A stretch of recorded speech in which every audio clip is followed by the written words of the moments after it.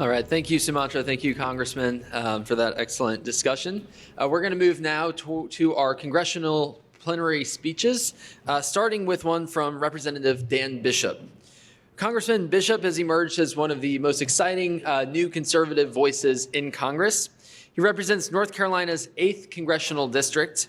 And before coming to Congress, Congressman Bishop served in North Carolina's General Assembly and took on some of the hardest fights that state faced, such as the fight over the transgender bathroom issue. Since coming to Congress in 2019, Congressman Bishop continues picking the tough but righteous battles on the national level, pushing for foreign policy, realism, restraint, while the Uniparty continues to beat the drums of war. Please join me in welcoming Congressman Dan Bishop.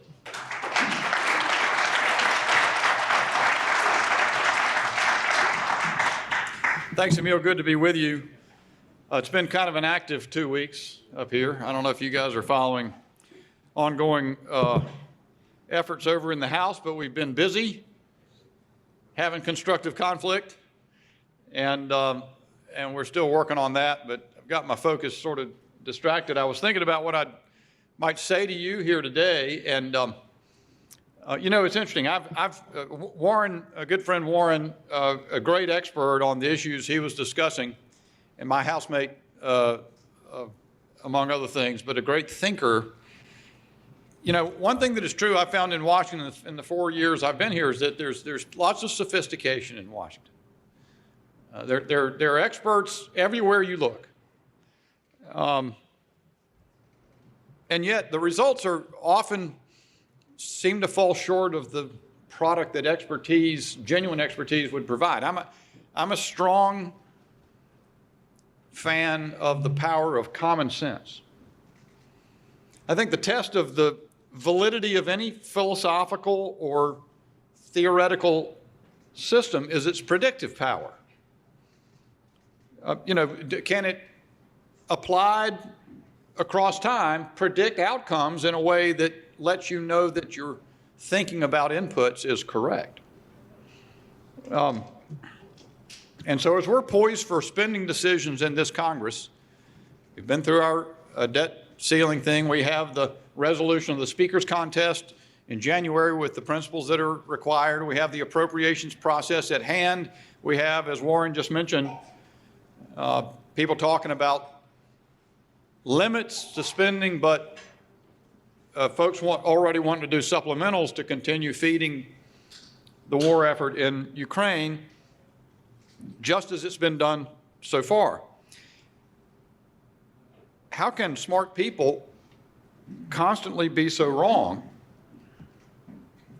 And what do we do about that? How do we think about that? And I thought for this, it gets just as a common sense guy, and all you guys are probably in touch with the details on this even more than I am, but just a trip down memory lane since the inception of the Ukraine conflict in February of last year. Putin is Hitler. He's bent on the invasion of Lithuania, Estonia, Latvia, Poland, even Norway. Not only was that his intent, but it was imminent, we were told. It required an unlimited commitment by the United States to do everything that it took to support Ukraine as long as it took.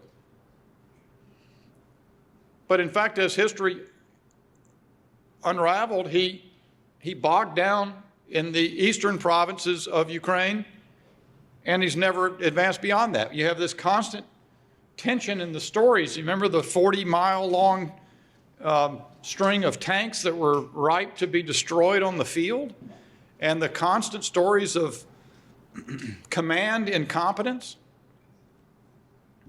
Seems to be a conflict didn't predict well the full unfolding events. And now Russia is bogged down well east of the Dnieper River. And we hear these stories continuing endlessly of command incompetence. The policy approach of pouring a torrent of military resources into Ukraine with the expectation of destroying the Russian military, forcing a complete withdrawal from Ukrainian territory, And as Warren also just mentioned, there were those who were whispering the thoughts of regime change in Russia. That was the plan, right? And it was to happen fast in February of last year. But again, we haven't seen anything like that turn of events. And every time that it falls short of occurring, the rhetoric we hear from those in that general school of thought is we just haven't applied enough resources. We need to give, it needed to do the tanks faster. We need to do F-16s faster. The non-falsifiable theory. So rather than having the Russians thrown out of Ukraine by the resolve of the West and maybe regime change in Russia, 15 months in, we have the term tossed around more and more frequently, frozen conflict. We heard that the Ukrainian military was mythic almost in its courage and the capacity of its leadership, that Zelensky was Churchillian. And yet, as the events have rolled along, we see striking things. New York Times forced to run an article the other day about the inexplicable and disturbing, I believe they used the term disturbing, presence of Nazi iconography and references repeatedly occurring in major Ukrainian force components. We see a story emerging in the Washington Post that it was Ukraine who was planning to destroy, to sabotage the Nord Stream pipelines. You know, first it was Russia that was doing that. News story that emerges, of course, now Russia being accused of destroying the dam in territory occupied by the Russian army. How will that turn out? Will it follow the same pattern that we've seen? And how is this consistent with a fighting force in Ukraine that can be depended upon to defeat the Russians soundly, and yet we haven't seen that develop either? So we've sent, the United States has sent $110 billion spent on that conduct, on the conduct of that effort in Ukraine, and we are now at 15 months in, still expectant about a counteroffensive. Remember that last fall we saw, according to media reports, material advances by Ukrainian forces retaking territory from Russia. That lasted for a while, and then we were told we were going to wait for a spring offensive supported by Western munitions and supplies.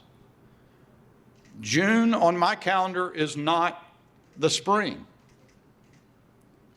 And even now, what we see is more terminology emerging, almost parroted by media outlet after media outlet. There are shaping operations.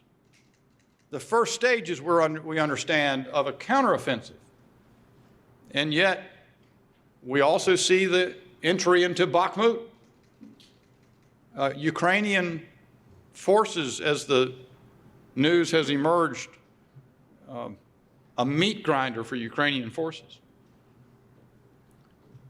So we see immense suffering by Ukrainian population, immense losses by Ukrainian military personnel, perhaps grinding down the Russian military, and perhaps that has utility for the United States, but always these ideas seem to be bound up in theories that have little predictive power. How long must we go before the joy that Lindsey Graham expresses in killing Russians, best money we've ever spent, I believe was the quote, how long can we go while that notion can continue to be expressed by an American policymaker? I hope not long.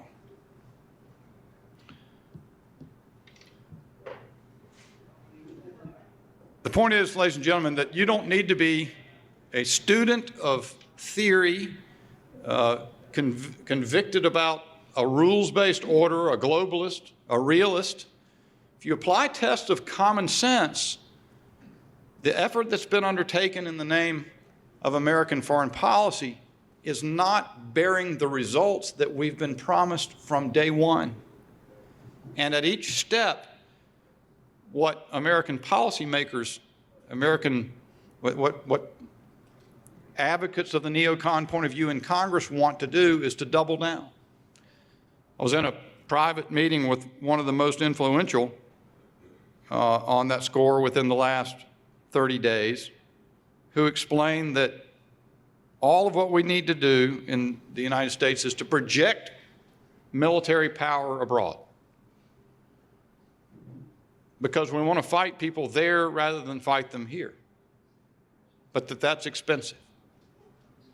I can't argue with the premises. We want to have a strong military. We want to have a presence in the world that is reflective of American strength.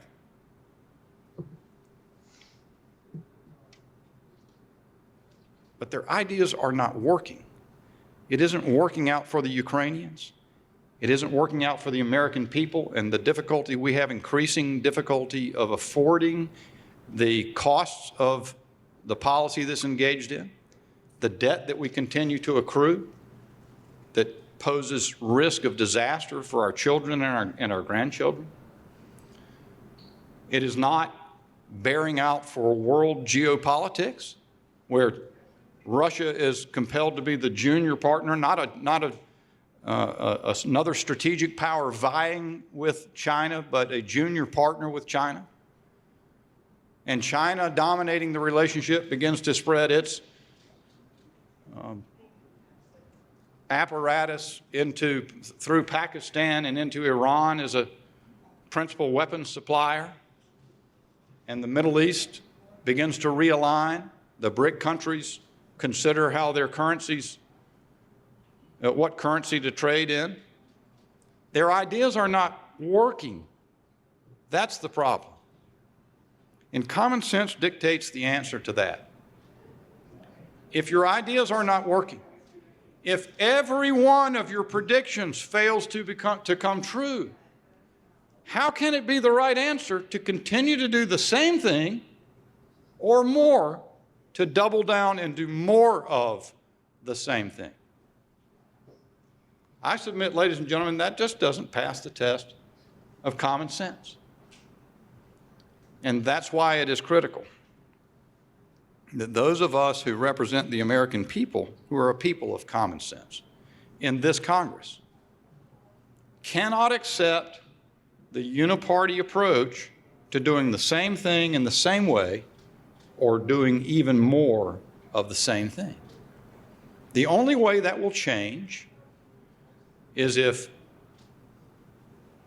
we enter into constructive conflict. We can't have more deals like the debt ceiling deal that we just inked, where we capitulated, Republicans capitulated to the policy priorities of the Biden administration and left the debt on track to accrue $4 trillion more or more in the next year and a half. We simply cannot do it. So in the House, our challenge right now, and Warren commented on this as well, and I'm pleased to see it as well, but we'll see we need to follow through. The Speaker has, if you will, doubled down on his recent rhetoric that there are no more blank checks, that he's not prepared to see supplementals breaking the caps that he's just agreed to. That's where we are, ladies and gentlemen. I said to you, to the American conservative at your anniversary dinner some months ago, that what is most needed here is not more experts, not more of the people that Warren described and who believe that they are the stewards of American good fortune and they reside in the think tanks and in the bureaucracies and in the committee staffs in Washington. It is the American people whose common sense must be reasserted. And there is no greater illustration of how important and imperative it is that it be reasserted than the last 15 months in Ukraine.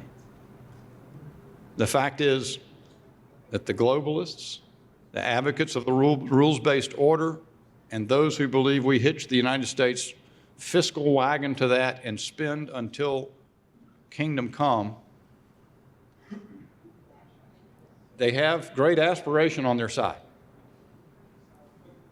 They want the result to be one that we can be proud of and that will be effective and that would be better for the flourishing of mankind everywhere. But they're simply not correct. They cannot predict the outcome of their policy in a world that isn't cooperating with them. And it falls to those of us who are prepared to, through the assertion of will, make a change. And this Congress will tell the is going to tell the tale. This Congress, where we're divided power, but where we are, with that narrow majority in the House, having some of the most consequential conversations and deliberations I think have occurred here in the last 25 years. And it is not an easy path. But I am convinced that common sense will prevail, and we'll see this thing turn in a direction that makes sense for the American people. God bless you all. Glad to be with you.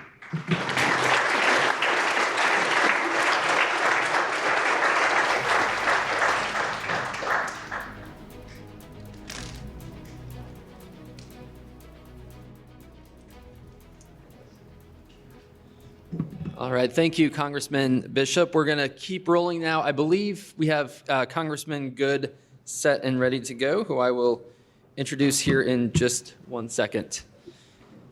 All right, so Congressman Bob Good represents Virginia's 5th Congressional District. I believe I mentioned this the last time I had the honor of introducing Congressman Good as well. It's one of the most beautiful parts of my home state of Virginia. So if you ever get the chance to go down to Nelson County in the 5th District, I encourage you to do so. I'm quickly becoming a great tourism advocate for the 5th District as well here. Representative Good has represented that district since January of 2021. And he is a fierce advocate for the foundational principles that have and will continue to make America the greatest nation in history, which in the realm of foreign policy, as we've heard earlier today, and as George Washington's farewell address makes clear, is one of realism and restraint. We're honored to have him join us here today. Please join me in welcoming Representative Bob Good.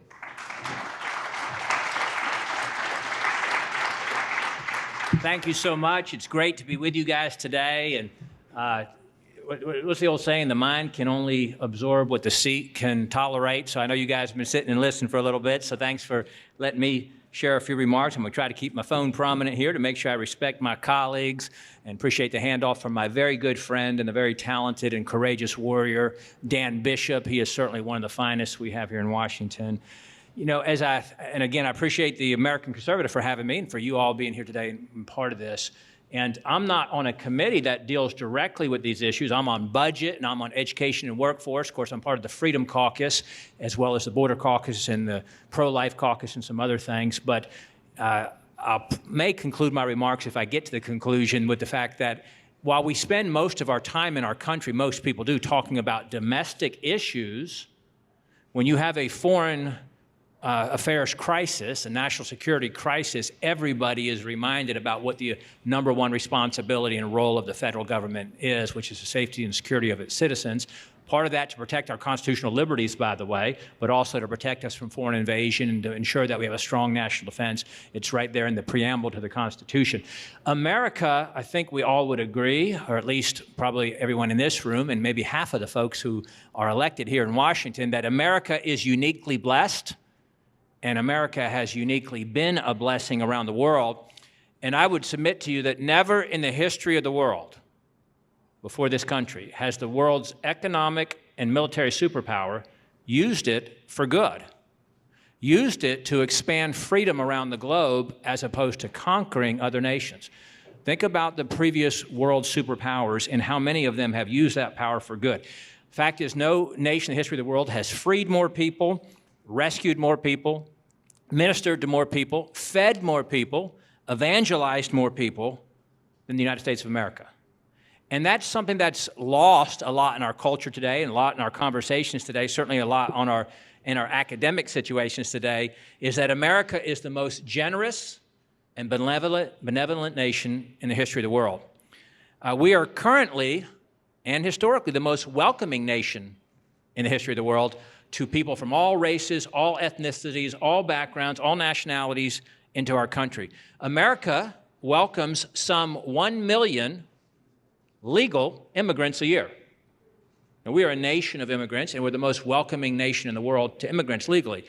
And yet, we are still the nation for which there's some 300,000 illegals essentially breaking into our country every month because they want, most of them, they want what this country has to offer. And by the way, this nation, which is disparaged, again, by half of the elected officials in this Capitol complex, disparaged that we're somehow a systemically racist nation. You know, when people come from all over the world, again, all races, all ethnicities, all nationalities, into our country illegally, they don't phone back home and say, don't come here, it's a racist, institutionally racist, systemically racist country. They don't say that. They said, y'all come. Y'all come because the Biden facilitated border evasion is live and well, is living and well. And and that's because, again, so many want to come from around the world, and you can recognize, it's almost like the bank robber. We know why he's robbing the bank, because that's where the money is. Maybe he's robbing the bank because he's trying to feed his family. That doesn't make it right. It's still illegal, still breaking the law. So we can understand what the draw here is to this country without, of course, condoning or tolerating those who break the law to do what they're trying to do to get into our country. You know, and the part of that is because no nation, again, in the history of the world has provided more upward mobility opportunity, again, to people of all races, all ethnicities, all nationalities. Where else on the planet has a minority risen to the highest level of the land, been elected to the presidency? Where has that happened? And I would submit reelected, despite doing a terrible job, because the country didn't care. The country didn't care what the person looked like or what the racial background is. He was voted in because people agreed with his policies, I suppose. And again, just setting foreign policy, what nation in the history of the world, who didn't invent slavery, by the way, despite what we are told by some, again, in this Capitol complex, but what nation in the history of the world has went to war with itself at great loss of blood and treasure, some 600,000 lives, predominantly of the majority population, to free the minority population 74 years after we became a country? That's who America is. That's what America is. And I happen to have a biblical worldview. I'm a born-again Christian. My faith is the most important thing in my life. You know, when I first ran in 2020, started the race in 19, but ran for Congress for the first time, I identified as a biblical and constitutional conservative. A lot of people didn't like either one of those. They particularly didn't like the biblical one. But if you have a biblical worldview, as I do, there is no biblical covenant, contract, or guarantee for America. America's future is what we make it. Search the scriptures. If you do, I certainly do, and you will find, in my view, I don't know how you interpret it, no reference to the United States. So our future, our history, our future history is what we make of it.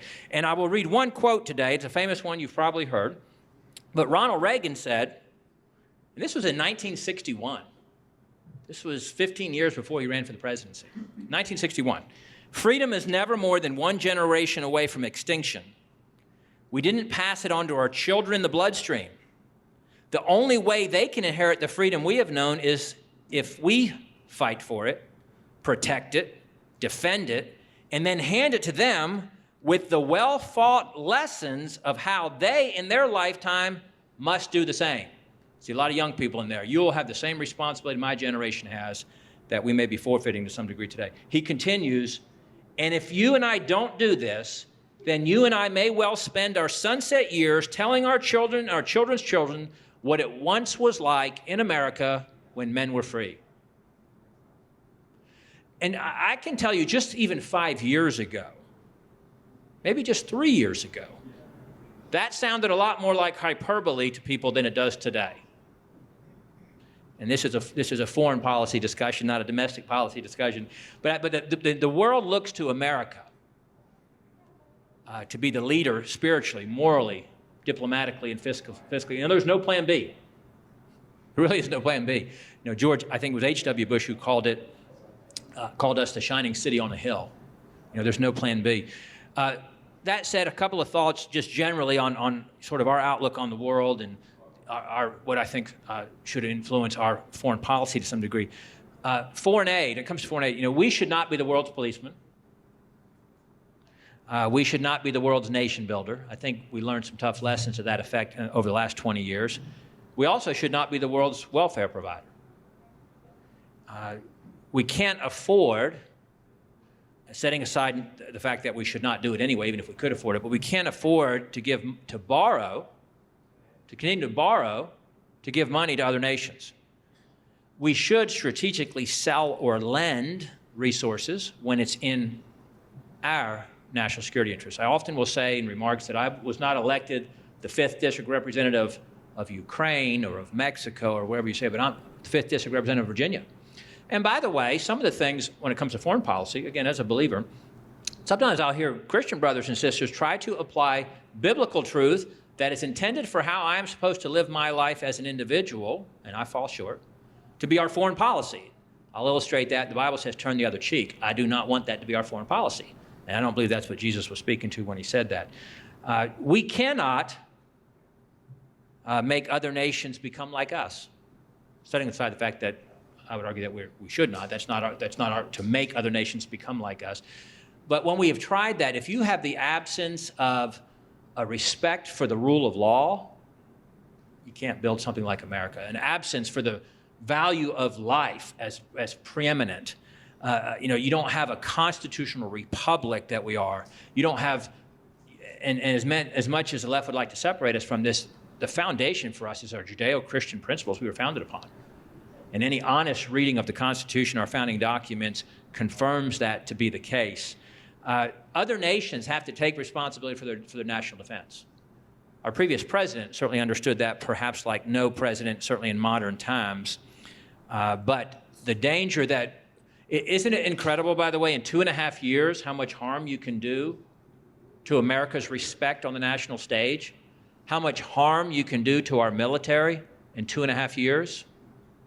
How we have weakened, wussified, and wokeified our own military? We kick.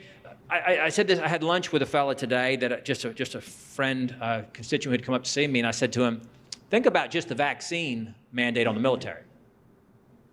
If you had to decide to go to battle with one of two groups of people, I'm not disparaging anyone who didn't get the vaccine here, but you had to go to battle with one of two groups of people, and you had to go to battle with folks who were complicit and compliant, got told to get the vaccine, and just got the vaccine. Or you had to go to battle with those who said, screw that, I'm not doing that. I'm freedom. I own autonomy for my medical decisions. I'm not getting the vaccine. Which one do you want to get in the foxhole with? Which one do you want to fight with? And which one have we kicked out of the military? Which one have we said we do not want at a time we're not meeting our recruitment goals for our branches?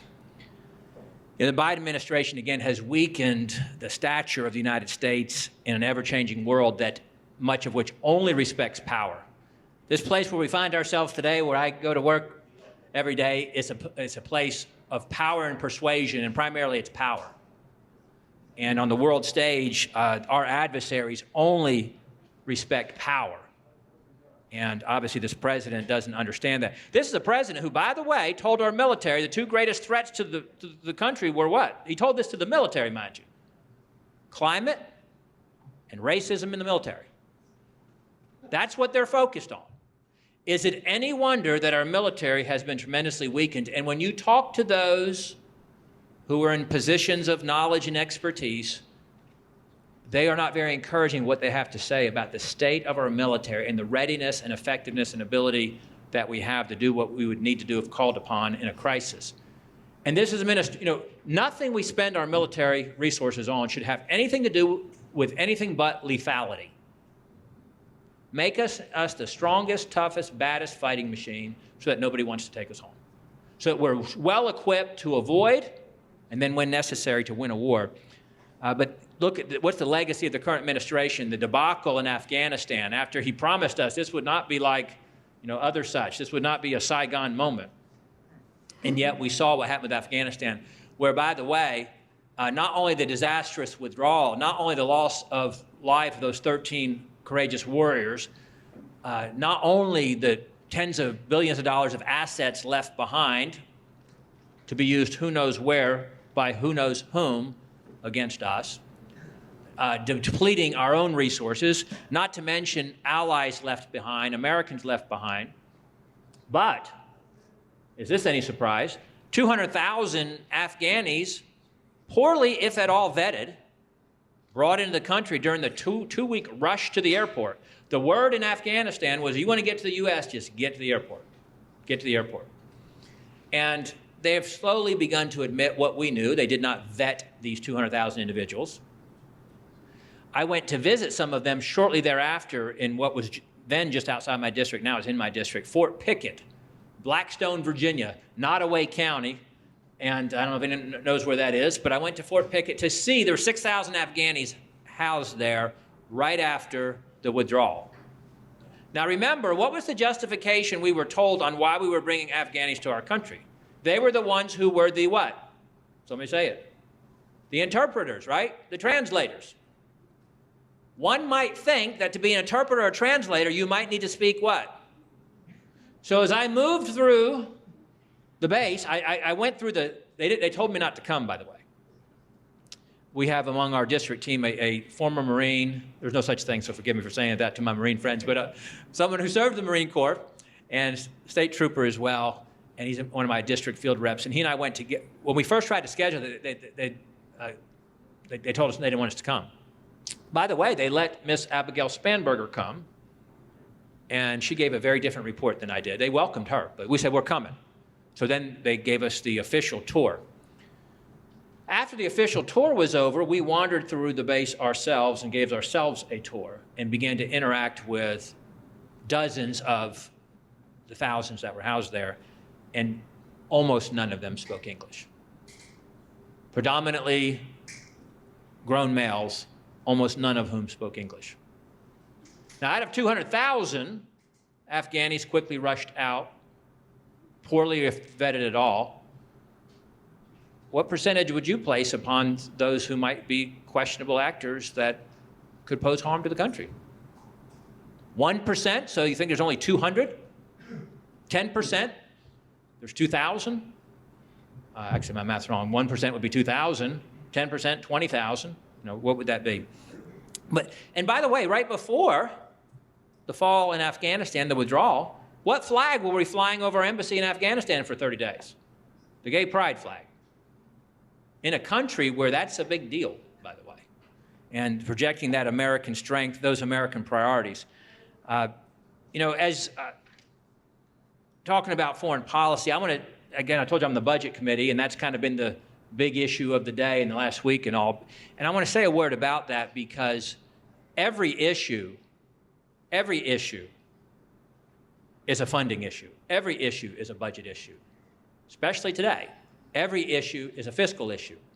And I often say, I'm 2.5 years here in Congress, and you have lots of constituent groups that come to meet with you to talk about the things that they're concerned about and their policy objectives and the things that the bills they'd like you to support or sponsor or what have you.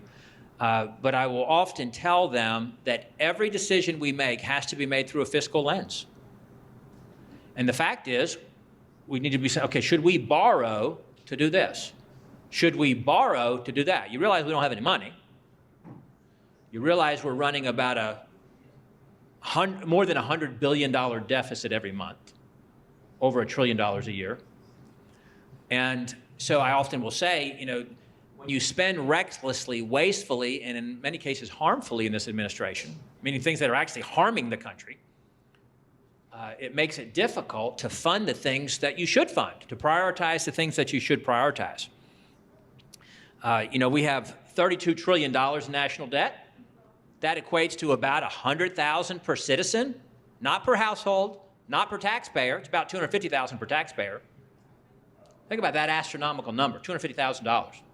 So how are we to adequately fund our national defense?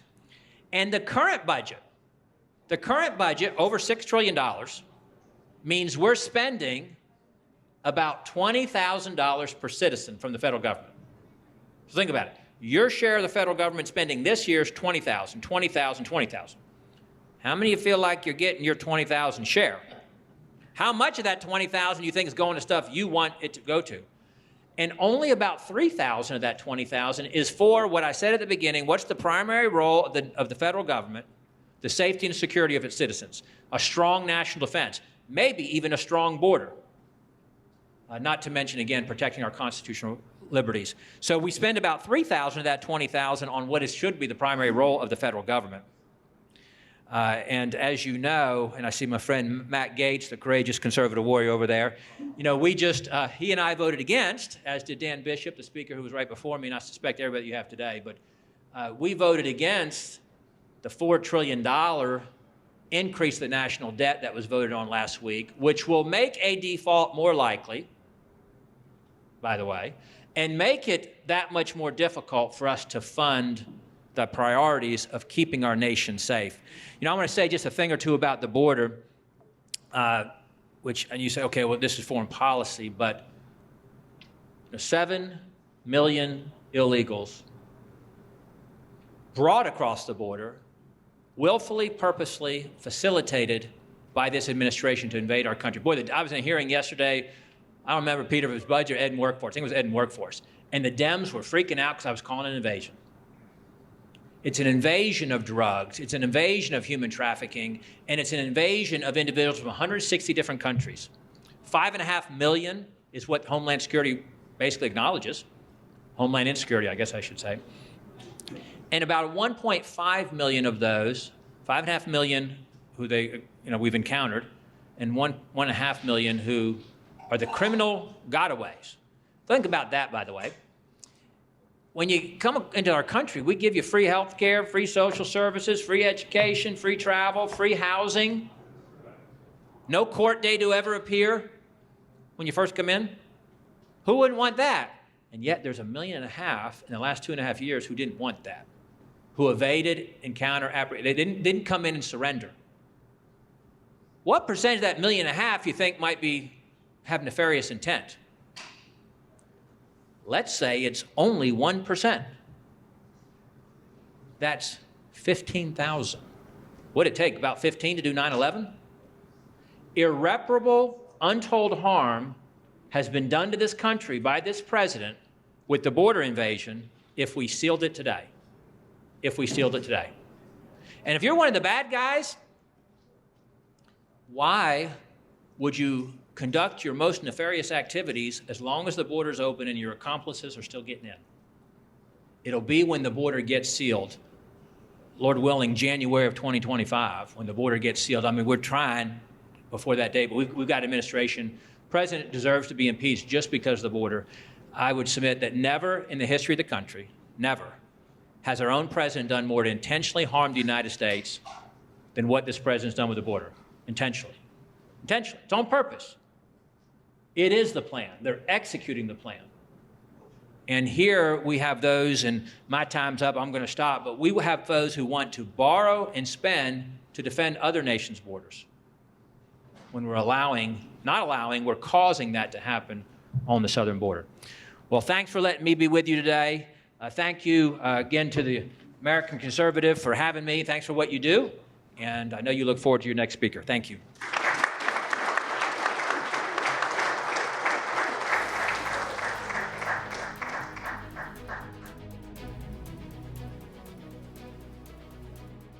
All right. Thank you, Congressman Good. We are going to keep rolling now with our next speaker, Congressman Matt Gaetz. Congressman Matt Gaetz is a proud Florida man. He represents Florida's 1st Congressional District and is currently serving his 4th term in the U.S. House of Representatives. Congressman Gaetz is a member of the House Armed Services Committee and the House Judiciary Committee. His work in Congress focuses on national security, veterans affairs, and adherence to constitutional principles. He is a tireless fighter against the foreign policy establishment and their forever wars. Generally, that is a thankless job here in Washington, but today we thank him for speaking with us. Please join me in welcoming Congressman Matt Gaetz.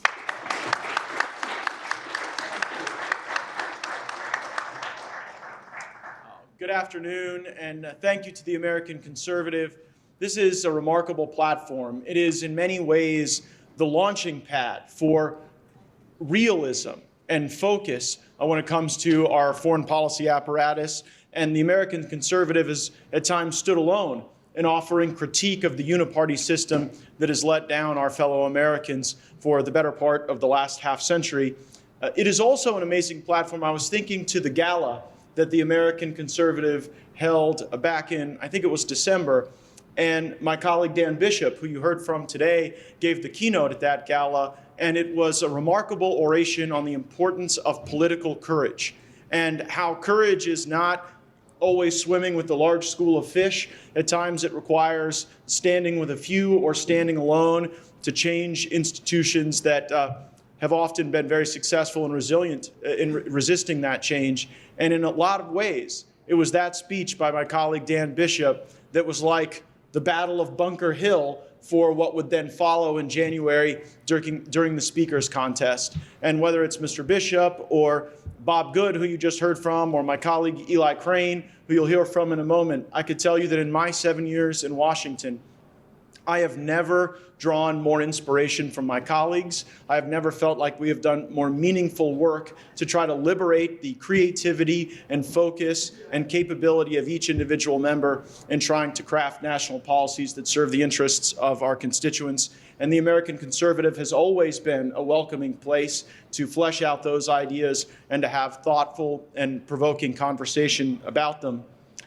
Most people care what I think about foreign policy, not because I served in any wars or wore the uniform or heard any shots fired in anger, as some who you will hear from today.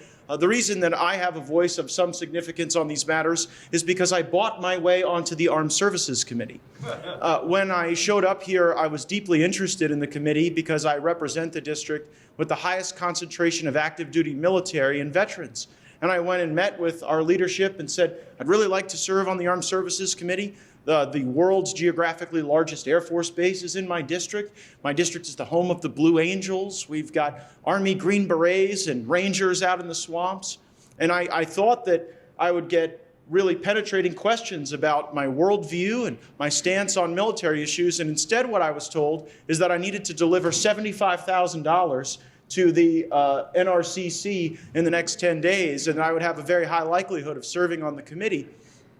And I went back to my district, and I was very fortunate that I had a number of folks who said, gosh, Matt, if they're selling for that price, more people may pay the price than there are slots available. So my donors back in Northwest Florida gave me $150,000 to give to the NRCC, and that is the story of how I got on not only Armed Services, but the House Judiciary Committee as well, because I had double paid, and they assumed I was a real comer. And in that role, I've had a distinct voice. I unequivocally support very high top lines for our military, and that at times angers my Dove friends. They would say, well, Matt, if you're so anti-war and you don't want to see us spilling America's treasure abroad forever, can we push down the defense top line? And I would suggest to you that I do not want my grandchildren speaking Mandarin. I believe America always has to hold the high ground. I think that as AI and quantum computing are fused with various autonomous systems and the Internet of Things creating unique points of vulnerability in our critical infrastructure, that we have to make the investments in the strongest, most capable military on the planet Earth, able to vanquish any foe. And I never want to send my neighbors and friends into a fair fight. That said, a military that is well-funded and well-supported need not be so well-worn. And that is where I often find myself in conflict with some of the neoconservatives and hawks and Boltonistas and Cheneyites, those who support the Bush, Cheney, Haley, Cheney doctrine of building Jeffersonian democracies out of blood and sand and Arab militias, believing it is in America's best interest to beat the last sympathy out of the last ISIS individual in some river valley in Syria. And that is not in America's interests, and oftentimes it is shaped the views of more and more millennials who are entering into the Congress. we have to fight when necessary, and I want to share my own evolution in thinking on this.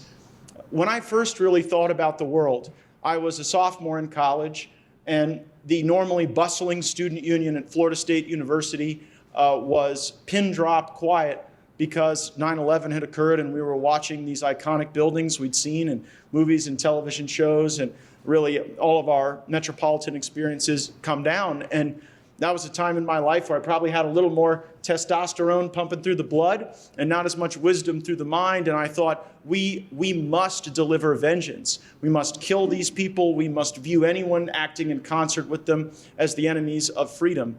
And I saw how people I went to high school with lived a very different life than that they were expecting when in the year 2000 or in 99 they signed up for our military. When folks in my graduating high school class in the year 2000 went off to West Point or the Naval Academy, it was a time of great peace. There was not this expectation that we would engage in a 20-year conflict, trading villages back and forth with the Taliban in Afghanistan in the bloodiest of possible ways. And my views were shaped because my friends, my neighbors, the people I loved, kept coming home with broken limbs and broken hearts and broken marriages and broken minds. It changed the way parenting occurred. It changes the entire fabric of a community. When I played baseball, my coach wore a flight suit. When I would travel off to the state legislature, a bomb technician would watch my cat. And so when you have the impacts of these excessive deployments, it is not just the answer to some foreign policy question at the Georgetown School of Foreign Service. These are kitchen table issues in communities like mine. And increasingly, folks shared with me that the wins were illusions, the costs were far too heavy, and the prospects of enduring success were dim. And we now know from the Seagar reports that these were views that were held broadly among those doing the work, but that never had a sufficient impact on the decision makers in Washington, D.C. And so while I did not serve in uniform, I feel the intense weight of being the representative for those who do. And at times in my community, those young sergeants will come up to me and say, Matt, we want to be able to go fight the bad guys. We want to be able to liberate the oppressed anywhere in the world. And you're our congressman, and we want you to stand up for our ability to go and deliver lethality downrange. And I have to remind oftentimes those young men that while I do represent them and I'm their congressman, I'm also the congressman of their spouses and their children and their parents and the neighbors who love them. And that imposes on us, I think, an obligation for far more realism than the Congress has endeavored. As I look at the world today, there are really three sales pitches that get made by the major powers. If what you need is cash right now or an infrastructure project right now, the Chinese are the best partner in the world, at least presumably to many. If you want to preserve your regime preservation, Russia has shown that they have a model that pitches pretty well there. Whether you're Maduro or Assad, a partnership with Russia seems to raise the floor on regime preservation. And what we are increasingly offering is the best way to resolve problems with your creditors and moral judgment. If you're a country out in the world that wants to be judged by another, we're a great partner because we're going to ask you to raise the LGBTQAI plus flag for a month while the Chinese show up with suitcases full of cash and bribes and while the Russians show up with muscle to keep you in power.